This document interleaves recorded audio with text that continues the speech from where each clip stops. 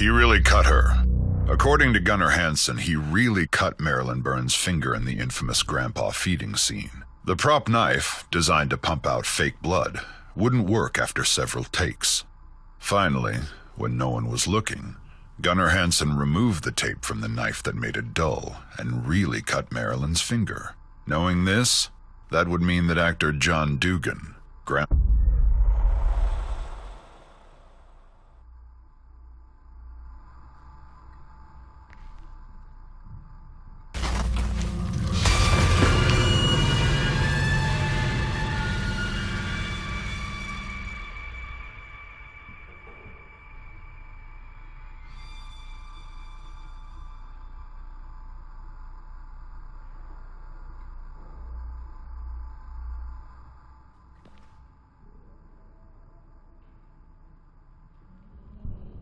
Kim and Toby before Texas.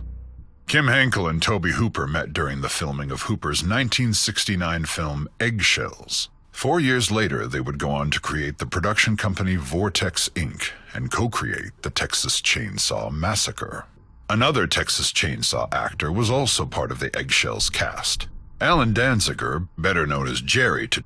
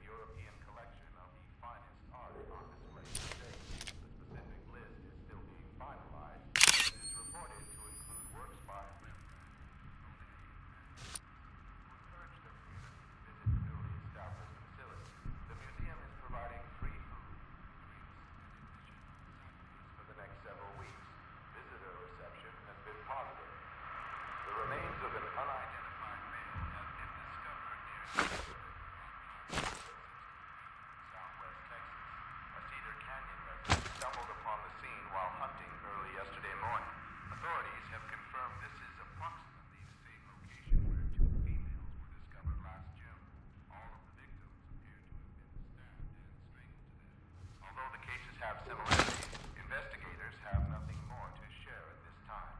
A series of home invasions throughout Bell County have turned into fugitives. Omar Pauly, native of Holland, Texas, was arrested in 1967 for aggravated assault and sentenced to 5 years. After his release, Omar Pauly was implicated in a string of incidents outside McLennan County. He was arrested again, but managed to escape authorities. Whereabouts are unknown. Residents of Marfa, Texas say the phenomenon, simply known as the Marfa ghost lights, are occurring at an astounding rate over the last few months. Witnesses report seeing white, blue, and red orbs of light dangle and dance above the Chinati Mountains for several minutes before quickly disappearing into the blackness of the Chihuahua Desert.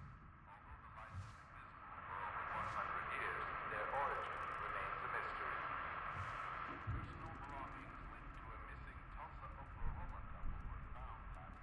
The dinner scene. The infamous dinner scene was a long, trying shoot. Plastic surgeon W.E. Barnes created the makeup for Grandpa, and it took nearly 10 hours to apply to actor John Dugan. A lot of pieces and parts went into creating Grandpa's look. But because they were down to their last set of makeup parts, the crew had to shoot every scene involving Grandpa all in one day. The grueling shoot was one of the hottest days of the production, with temperatures over 100 degrees.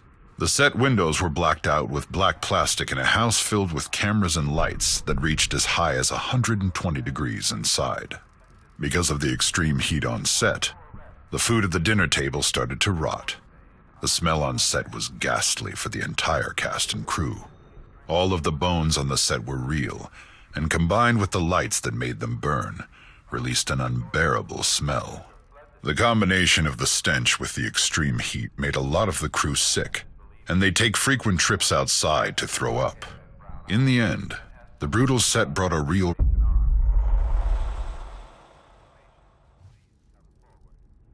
What should have been a night of memories and celebration turned into a scene one witness described as hell on earth.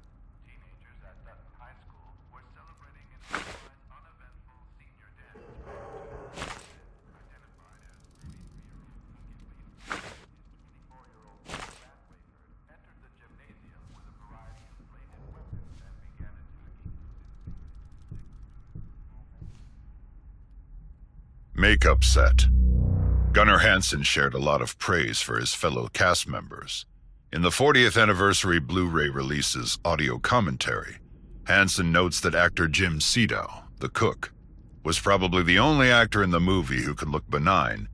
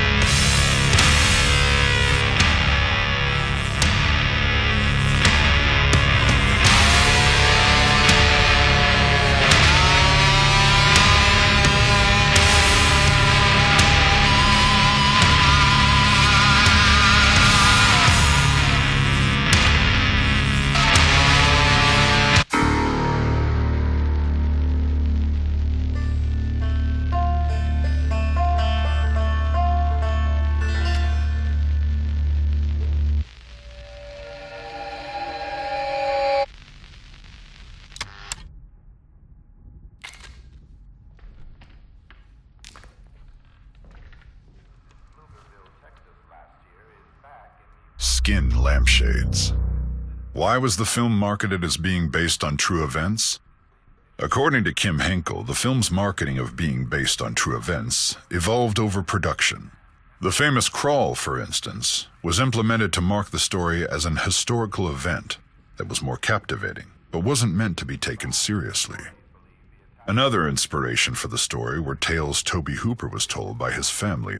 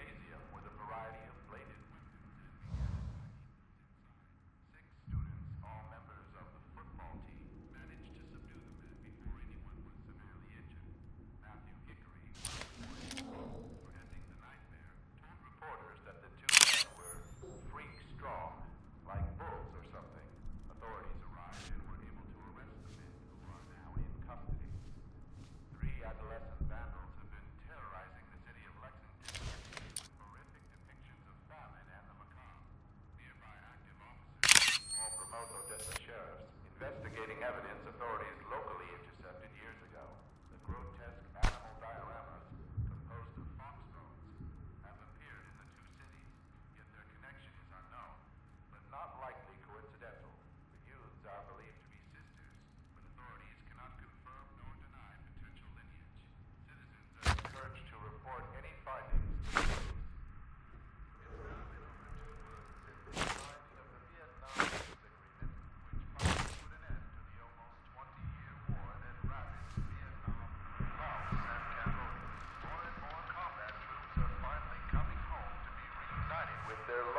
Across our nation, including here in the great state of Texas. Roughly 500,000 Texans served in the Vietnam War. Welcome home, troops. Welcome home, troops.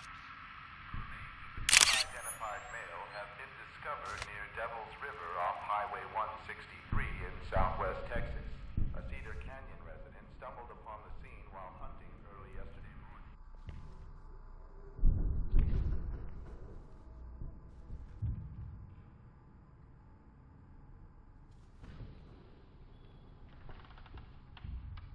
Possible titles. The Texas Chainsaw Massacre wasn't the first or even second title of the film.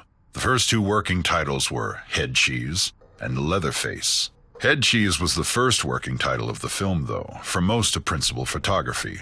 Leatherface was the working title until late into production, when it was finally given the official title of The Texas Chainsaw Massacre. Kim Henkel and Tobe Hooper intended for the title to be spelled Chainsaw, but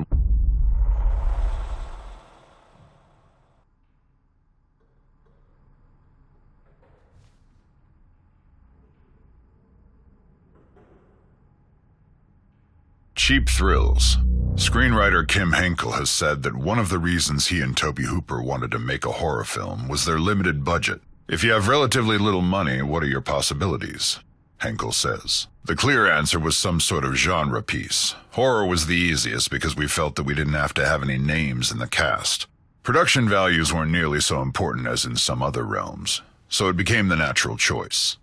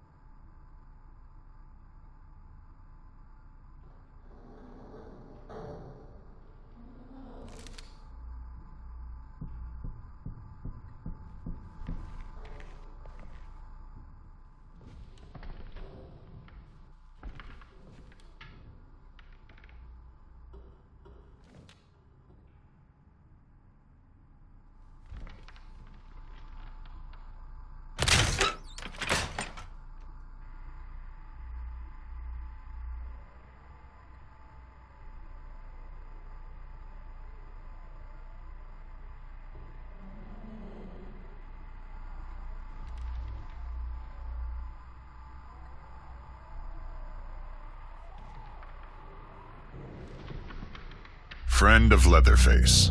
Since both of her parents were working on the film, 3-year-old Karina Nicolau was often on set and struck up a friendship with Leatherface actor Gunnar Hansen. He recalled their interactions. She had never liked my Leatherface mask. She was sitting with me one day while I waited for a shot setup. When Dottie, makeup artist Dorothy J. Pearl, came to put on my mask, it horrified Karina. As soon as it covered my face, she started screaming. I had Dottie pull it off. "See?" I said, "it's just me."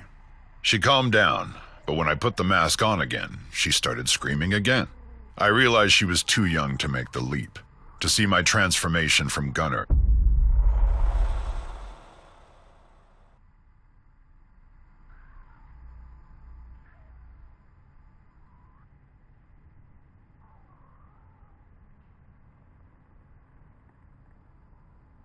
Ashtray. Actors are paid varying amounts for their work in film. For his voiceover in the opening monologue of the film, John Larroquette was paid with a single joint. Recent reports, however, suggest that his rate has gone up.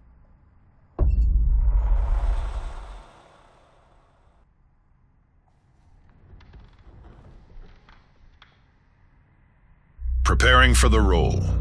To prepare for the role of Leatherface, Gunnar Hansen went to Austin State School, which was a 95-acre residential and training facility for adults with developmental disabilities. He was there several days to pick up the residents' mannerisms and how they walked and talked. It was important to Gunnar to portray the character authentically, without making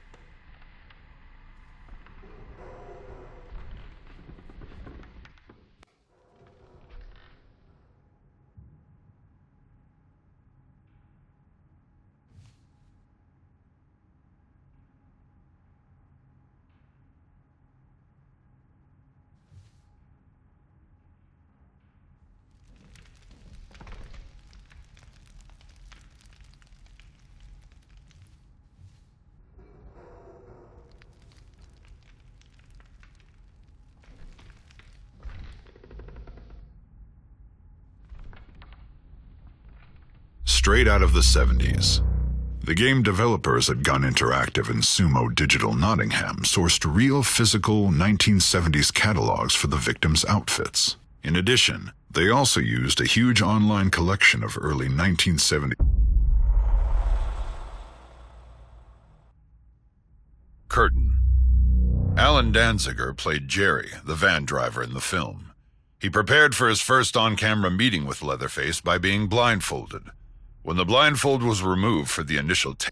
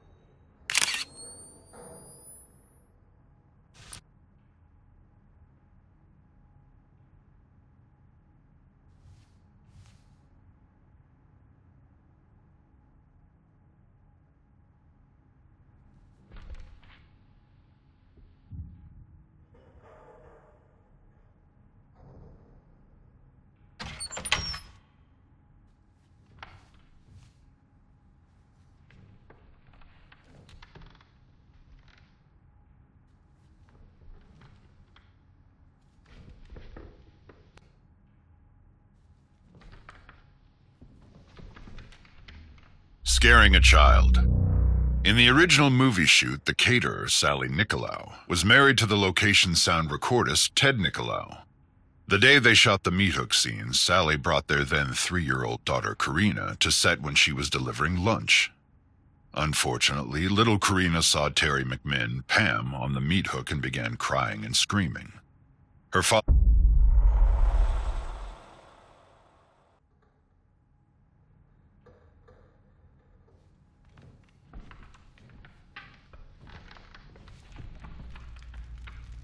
Genuine bone furnishings. The bones used for props were real animal bones found at a veterinarian boneyard and a cattle pasture. Art director Robert Burns led the charge of designing most of the bone props, like furniture.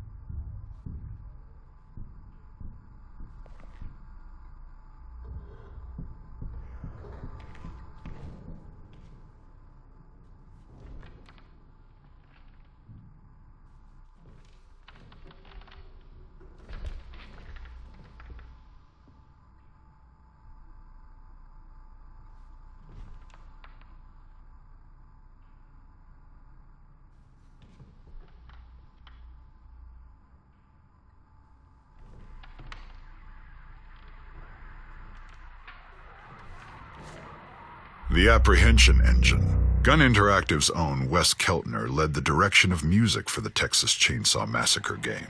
One day, Wes was at home brainstorming, and in the background he had 2015's The Witch playing. He wasn't watching the film, but was more listening to it. The sounds and music in the film struck him as he was listening. He asked himself, what instruments are they using to make those unique sounds? It turned out, those sounds were created by an apprehension engine. Wes was able to track down Tony Dugan Smith, who makes roughly 6 of these instruments a year, and was informed that the apprehension engine took around 7 months to build. Wes then had the honor to have a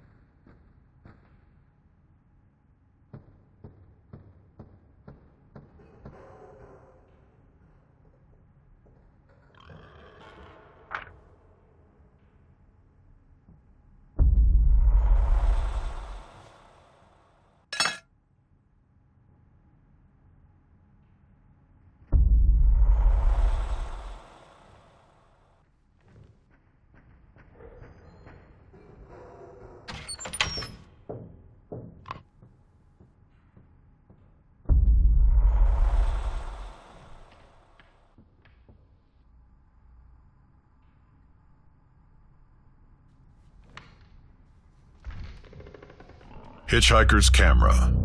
The make and model of the Hitchhiker's camera is a Polaroid automatic 230 land camera. It was manufactured and distributed from 1967 to 1969. This camera previously belonged to Maria Flores. The hitchhiker stole it after she was stalked and kidnapped by Johnny.